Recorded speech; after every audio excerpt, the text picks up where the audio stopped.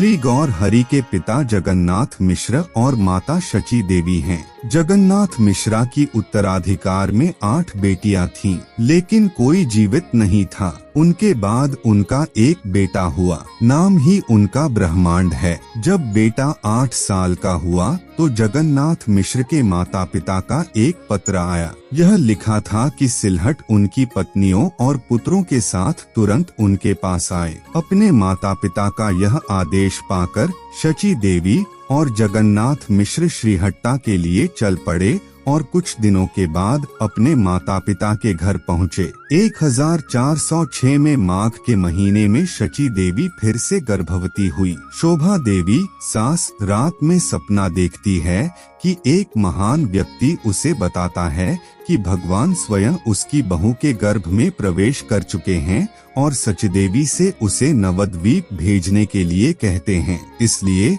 शोभा देवी ने जगन्नाथ को सचदेवी के साथ नवद्वीप जाने का आदेश दिया। जगन्नाथ मिश्र महाशय सचदेवी के साथ नवद्वीप के घर आए। सचीर देवी की कोख को 10 महीने बीत गए, लेकिन न बेटा पैदा हुआ न बेटी। 11वें और 12वें महीने बीत गए, परंतु कोई संतान उत्पन्न न हुई। 1407 में फाल्गुन के महीने में असल जगन्नाथ मिश्र व्यस्त थे और उन्होंने अपने ससुर नीलांबर चक्रवर्ती को बुलाया। नीलांबर पंडित ने गणना की और कहा कि बहुत जल्द शची को बच्चा होगा, उसके गर्भ में एक महान पुरुष का जन्म होगा। यह सुनकर सभी को राहत मिली। 1407वीं शताब्दी में जाह्नवी ने नवद्वीप नगर को बाणों से सुशोभित किया था। मनोहर फाल्गुन के महीने में श्री गौरांग देव निर्मल पूर्णिमा की शाम को अवतरित हुए। जब पूर्णिमा की शाम को चाँद पूर्व में एक चमकीले पकवान की तरह उदित हुआ। इस प्रकार गौरांग प्रारंभिक लक्षद्वीप में सिंह राशि में माता के गर्भ से प्रकट हुए। नवद्वीप के लोगों के मन में जय जयकार होने लगी। इस प्रकार गौरांग देव हरिद्वाणी से अविभाजित हो गए, क्योंकि उनका जन्म एक नीम के पेड़ के नीचे हुआ था। शची माता ने पुत्र का नाम निमाई रखा। उस समय नवद्वीप बुद्धिमान और कानूनी विद्वानों से भरा हुआ था। भक्ति के पास पट्टा नहीं था। ऐसे समय श्री गौरहरि भक्तिरस बांटने नदियाँ आए। कली की प्रथम संध्या को मैं गौरांग के रूप में भागीरथी तट पर प्रकट होऊंगा। चैतन्य चरितामृत के अनुसार भगवान चैतन्य महाप्रभु का जन्म 18 फरवरी 1486 ईस्वी को नदिया के मायापुर में डोला पूर्णिमा की रात को हुआ था। उनके माता पिता जगन्नाथ मिश्रा और साची देवी थे, जो पश्चिम बंगाल के वर्तमान नदिया जिले के नवद्वीप के मूल निवासी थे। चैतन्य देव के पूर्वज मूल रूप से ओडिशा के जाजपुर के निवासी थे। उनके दादा मधुकर मिश्रा उड़ीसा से आकर बंगाल में बस गए थे। चैतन्य देव के पिता का नाम विश्वंभर मिश्र था। वह अपनी प्रारंभिक युवावस्था में एक प्रसिद्ध विद्वान थे। नवद्वीप के निमाई पंडित की तारक शास्त्र में प्रतिष्ठा निर्विवाद थी। बचपन से ही कृष्ण के नाम के जप और कीर्तन में उनकी रुचि उनके जीवन की विभिन्न कहानियों से जानी जाती है, लेकिन उनकी मुख्य रुचि संस्कृत ग्रंथों को पढ़ने और सीखने में थी। पिता की मृत्यु के बाद गया में पिंडदान करते समय निमाई अपने गुरु ईश्वरपुरी से मिले। उन्हें ईश्वरपुरी द्वारा गोपाल मंत्र में दीक्षा दी गई थी। इस घटना का निमाई के बाद के जीवन पर गहरा प्रभाव पड़ा। उनके बंगाल लौटने पर अद्वैत आचार्य के नेतृत्व में स्थानीय वैष्णव समुदाय विद्वान से भक्त के रूप में उनके हृदय परिवर्तन को देखकर आश्चर्यचकित था। निमाई जल्द ही नादिया में वैष्णव समुदाय के एक प्रमुख नेता बन गए। केशव भारती द्वारा संन्यास व्रत में दीक्षित होने के बाद निमाई ने श्री कृष्ण चैतन्य नाम लिया। अपनी तपस्या के बाद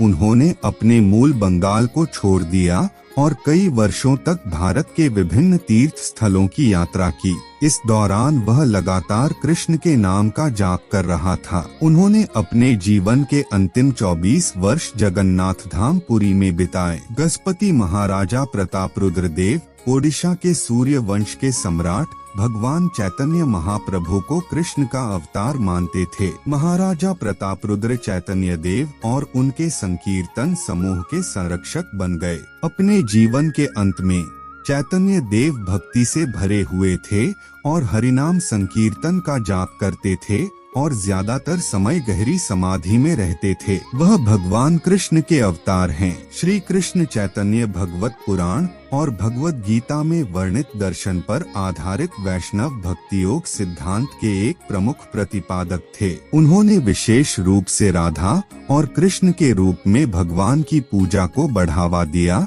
और हरे कृष्ण महामंत्र को लोकप्रिय बनाया। उन्होंने शिक्षाष्टक नामक संस्कृत का प्रसिद्ध ग्रंथ भी लिखा। गौड़ीय वैष्णव दृष्टिकोण के अनुसार भागवत पुराण के समापन छंदों में राधा रानी की भवकांति के साथ चैतन्य के रूप में भगवान कृष्ण के अवतार का वर्णन है। चैतन्य महाप्रभु के पूर्वाश्रम को गौरांग या निमाई कहा जाता है। उनका रंग सुनहरा होने के कारण उन्हें गौरांग या गौर कहा जाता था। वहीं नीम के पेड़ के नीचे पैदा होने के कारण उनका नाम निमाई रखा गया। 16वीं शताब्दी में चैतन्य महाप्रभु के जीवनी साहित्य ने बंगाली जीवनी शैली में एक नए युग की शुरुआत की। उस अवधि के दौरान कई कवियों ने चैतन्य महाप्रभु के जीवन पर आधारित कविताएं लिखी। इनमें से उल्लेखनीय हैं कृष्णदास कविराज गोस्वामी का चैतन्य चरितमृत, वृंदावन दास टैगोर का चैतन्य भागवत और लोचन दास टैगोर का चैतन्य मंगल। बचपन में शरारती होना हर किसी के मन में होता है। यदि आप शरारती नहीं हैं,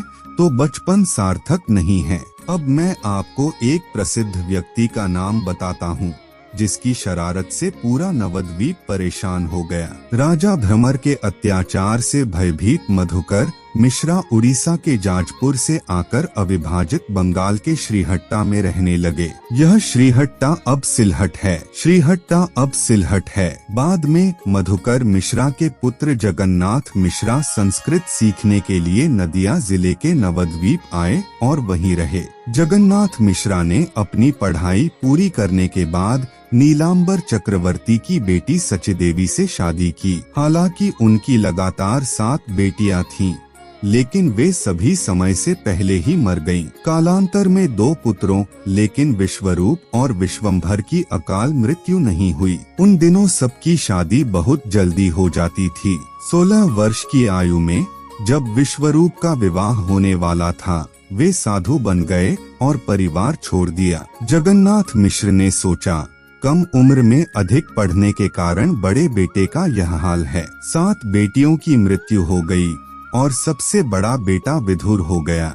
इसलिए विश्वंभर को अब पढ़ने के लिए नहीं भेजा गया। विश्वंभर का उपनाम निमाई था, लेकिन लोग सोचते कुछ हैं और बन जाते कुछ और हैं। नटखट निमाई के बाद क्या हुआ बता रहे हैं।